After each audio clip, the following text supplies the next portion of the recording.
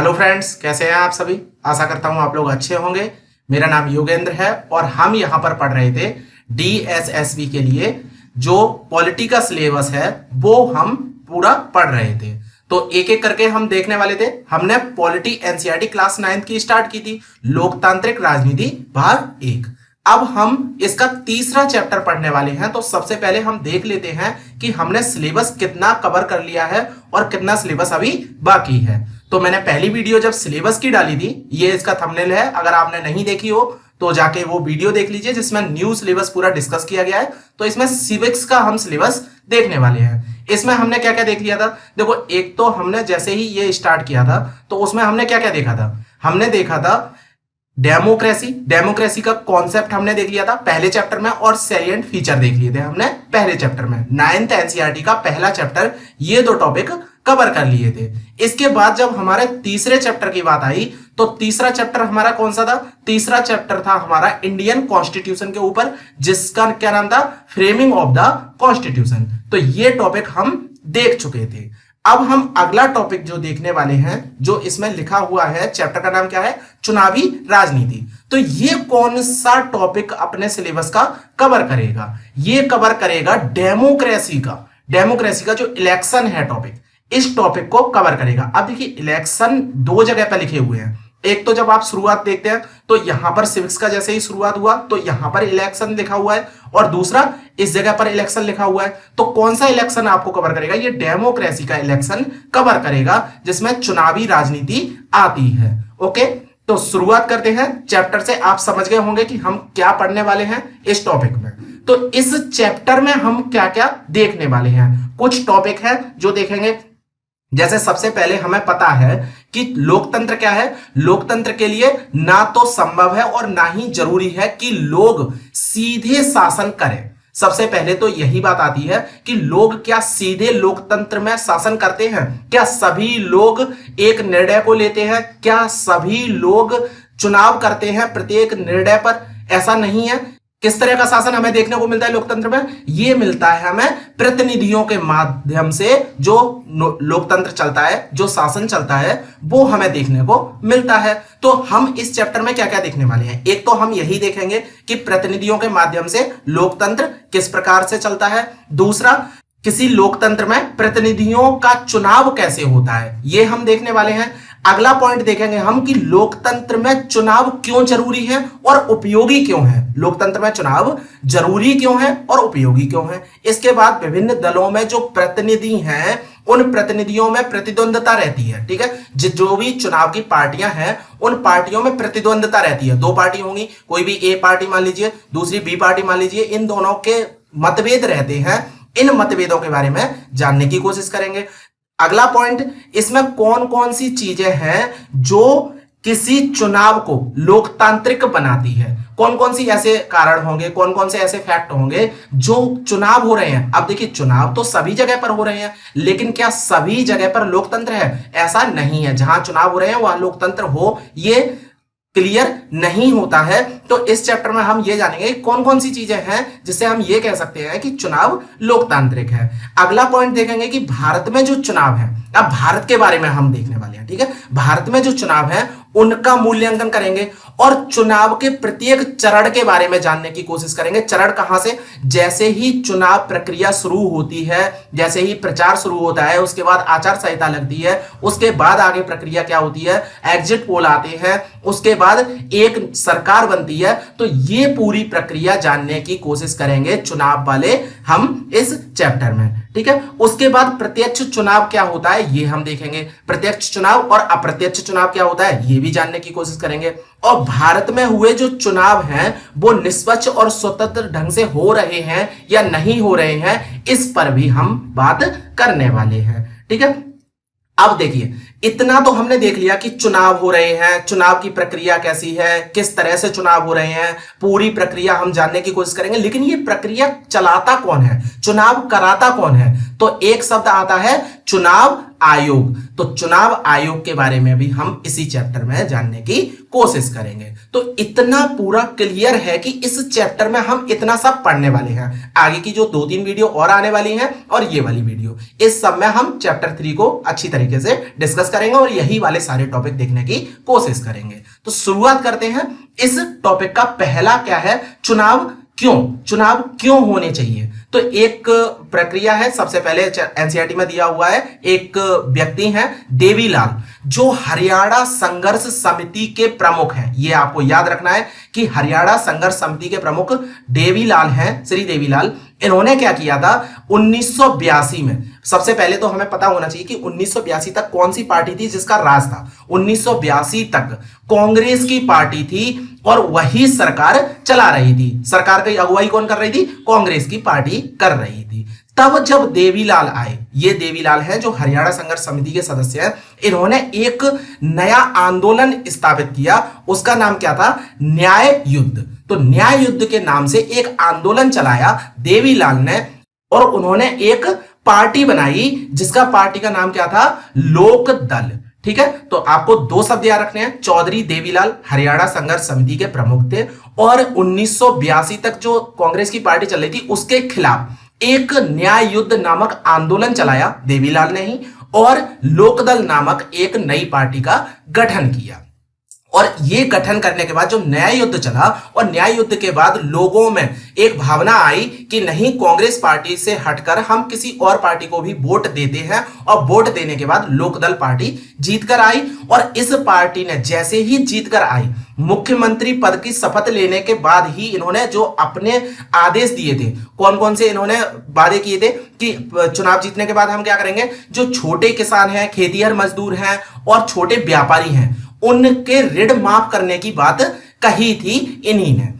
तो इन्होंने जैसे ही मुख्यमंत्री की शपथ ली, वैसे ही इन्होंने ये वाला जो इंप्लीमेंट था उसे मंजूरी दे दी और जो बकाया ऋण था उसे माफ कर दिया। तो यहां से शुरुआत हुई कि कर माफी की व्यवस्था कैसे कैसे शुरुआत हुई। चौधरी देवीलाल मुख्यमंत्री बने और उन्होंने इस तरह की व्यवस्था लागू की। तो समझ गए होंगे कि चुनाव किस प्रकार हो रहे हैं और किस तरह के वायदे किए जा रहे हैं चुनाव होने से पूर्व, और उन वायदों को इंप्लीमेंट भी किया जा रहा है जिससे लोगों में भरोसा कायम हो सके। ओके, आगे बात करते हैं कि चुनाव की जरूरत क्या है। चुनाव की जरूरत इसलिए नहीं है कि लोकतांत्रिक देश बनाना है। कई देश ऐसे भी हैं जहां पर चुनाव तो होते हैं लेकिन लोकतांत्रिक देश नहीं है। सबसे पहले आपको एक मैंने एग्जाम्पल दिया था, वो एग्जाम्पल किसका दिया था मैंने, चीन का एग्जाम्पल दिया था।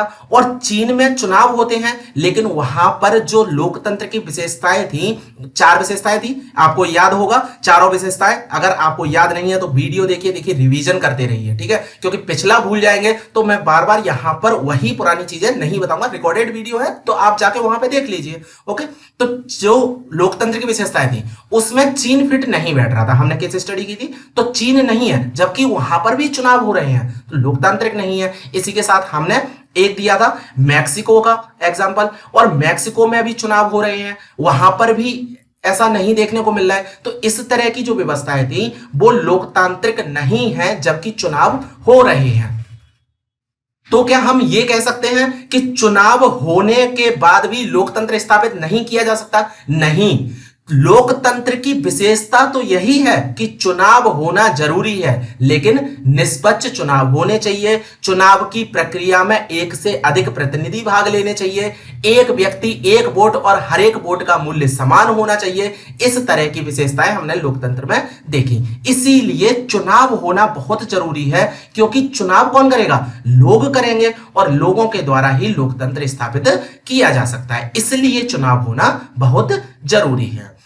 अब लोगों की जब बात आई तो लोग चुनाव किस प्रकार से करते हैं? तो चुनाव में जो मतदाता होते हैं वो कई तरह से चुनाव करते हैं। वो किन किन चीजों का चुनाव करेंगे? पहले तो वो ऐसे कानून बनाने वाली सरकार का चुनाव करेंगे जो कानून बनाए, उनके लिए कानून बनाने वाली सरकार का चुनाव कर सकते हैं, या फिर वे सरकार बनाने या बड़े फैसले करने वालों का चुनाव कर सकते हैं। जो बड़े फैसले कौन करते हैं? जैसे आप लोकसभा को देखिए, लोकसभा में चुनाव होते हैं तो उन प्रक्रियाओं में कौन भाग लेता है? लोग भाग लेते हैं। तो किन लोगों के लिए चुनाव कर रहे हैं? वो ऐसे लोगों के लिए चुनाव कर रहे हैं जो हमारे देश के लिए कानून बना सके, तो उस तरह के चुनाव भी हो सकते हैं। या फिर वो ऐसी सरकार या उनके द्वारा बनने वाले कानूनों का दिशा निर्देश करने वाली पार्टी का भी चुनाव कर सकते हैं। अब एक पार्टी का भी हम चुनाव करते हैं, जैसे बीजेपी को अभी हमने चुनकर लाए, कभी कांग्रेस को चुनकर लेके आते हैं। अगर हम लोकल गवर्नमेंट की बात करें तो वहां पर भी हम पंचायतों में जिस तरह के चुनाव करते हैं, विधायिका, ठीक है, तो इस तरह के जो चुनाव होते हैं वो सरकार का भी चुनाव कर सकते हैं। तो इस तरह के कुछ चुनाव मतदाता करते हैं।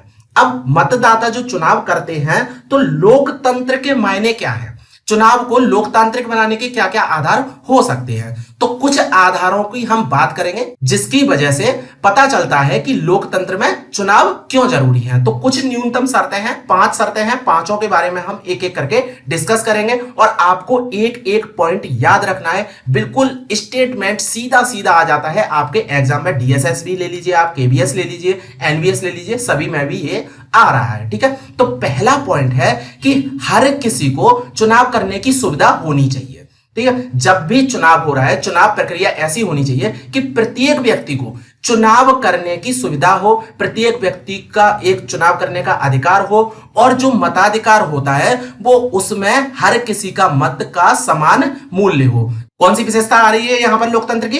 एक व्यक्ति एक वोट और हर एक वोट का मूल्य समान। तो ये विशेषता है, और ये विशेषता चुनाव की भी है कि चुनाव होने की न्यूनतम शर्त है, ठीक है। पहला पॉइंट तो ये हो गया। दूसरे पॉइंट की अगर हम बात करें तो चुनाव में विकल्प उपलब्ध होने चाहिए। यहां पर पार्टियां और उम्मीदवार दोनों ही अधिक होने चाहिए, ठीक है। एक पार्टी ही नहीं होनी चाहिए जिसे सभी व्यक्ति वोट करें, या फिर एक व्यक्ति ही नहीं होना चाहिए जो सब पार्टियों को वोट करे। क्या होना चाहिए कि पार्टी भी होनी चाहिए, एक से अधिक पार्टियां होनी चाहिए, मान लीजिए 2 या 3 या 4 पार्टियां हैं, और कई व्यक्ति होनी चाहिए, मतलब सभी देश के नागरिक होने चाहिए। नागरिक को एक देश के सभी नागरिक होने चाहिए, और ये नागरिक किसी भी एक पार्टी को चुनकर ला सकते हैं।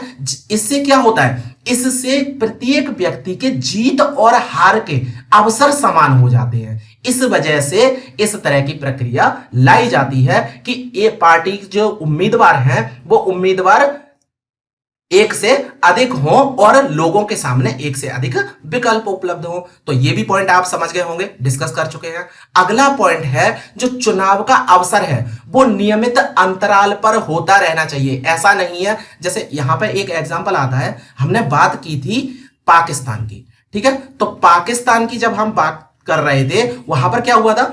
वहां पर 1999 में तख्ता पलट हुआ था और परवेज मुशर्रफ कौन बन गए थे? राष्ट्रपति बन गए थे। कुछ दिन बाद उन्होंने जनमत संग्रह कराया, 5 साल के लिए अपना कार्यकाल बढ़ा लिया। अब लोगों के पास विकल्प ही नहीं रहा कि हम इस सत्ता में बैठे हुए व्यक्ति को बदल सकें। तो सत्ता में बैठे हुए व्यक्ति को बदलने के लिए नियमित अंतराल पर चुनाव होना जरूरी है। वो अंतराल कैसा भी हो सकता है, 5 साल का हो, 6 साल का हो, 10 साल का हो, लेकिन अंतराल होना चाहिए, नियमित अंतराल होना चाहिए, जिससे कि प्रत्येक व्यक्ति को जीत और हार के समान अवसर मिले।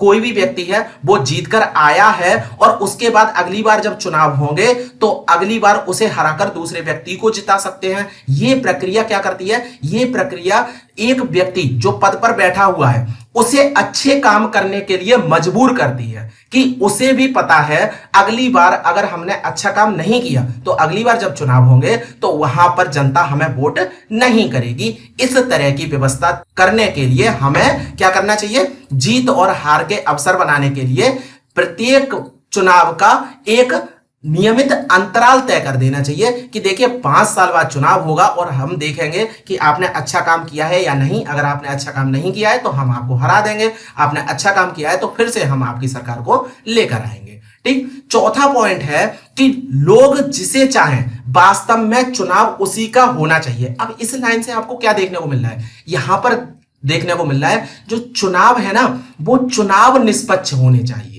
अगर हमने किसी एक व्यक्ति को वोट दिया, देखिए मैं एक सरकेज़म बता रहा हूं कि जैसे अभी हुआ था बीजेपी की जब गवर्नमेंट आई तो कहा गया कि ईवीएम को हैक किया गया, ठीक है, ईवीएम को हैक किया गया और हम वोट दे रहे हैं कांग्रेस को और वो वोट कहां जा रहा है?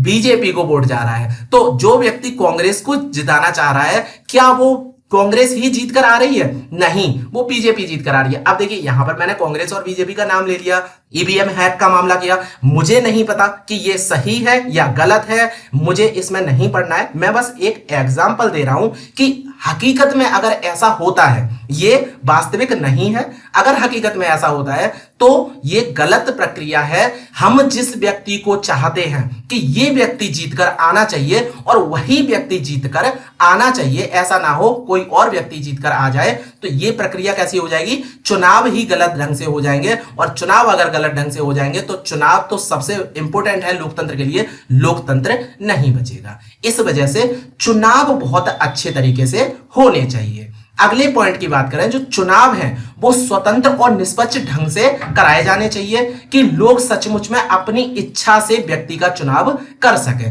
अब यहां पर क्या है, यहां पर उन व्यक्तियों की बात हो रही है कि व्यक्ति हैं और उन पर दबाव ना बनाया जाए, उन्हें लालच ना दिया जाए, उन्हें किन्हीं चीजों में फंसाया ना जाए कि वो उसी व्यक्ति को, पर्टिकुलर व्यक्ति को ही वोट करें जिसे गवर्नमेंट चाहती है या कोई और व्यक्ति चाहता है, दबाव बनाकर कि ये व्यक्ति जीत कर आ जाए। ऐसा ना हो, जो लोग चाहते हैं उसी व्यक्ति को जिताकर लेकर आए।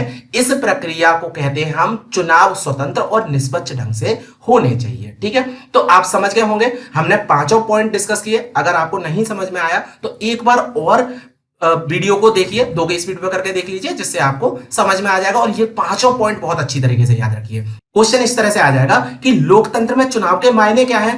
पहला पॉइंट दे दिया, दूसरा दे दिया, तीसरा दे दिया, चौथा दे दिया, कोई भी 4 पॉइंट दे दिए। ठीक है, उसके बाद आपको आएगा ऑप्शन ए बी सही है, ऑप्शन ए बी सी सही है, option A B C D सही है या ऑप्शन बी डी सी सही है। इस तरह से क्वेश्चन आएगा और आपको बताना पड़ेगा कि कौन कौन से स्टेटमेंट यहां पर सही है। केवीएस में इस प्रकार का क्वेश्चन आ चुका है, तो आपको ये पांचों पॉइंट याद रखने हैं बहुत अच्छी तरीके से। तो आज के लेक्चर में बस इतना ही। लेक्चर अगर पसंद आता है तो लाइक करिए, और अगर वीडियो अच्छी लग रही है तो लोगों के साथ शेयर जरूर कीजिए, जिससे मेरा कॉन्फिडेंस बढ़ता है और आपकी वीडियो सुचारू रूप से जारी रहेगी। तो बस इतना ही। Thank you very much.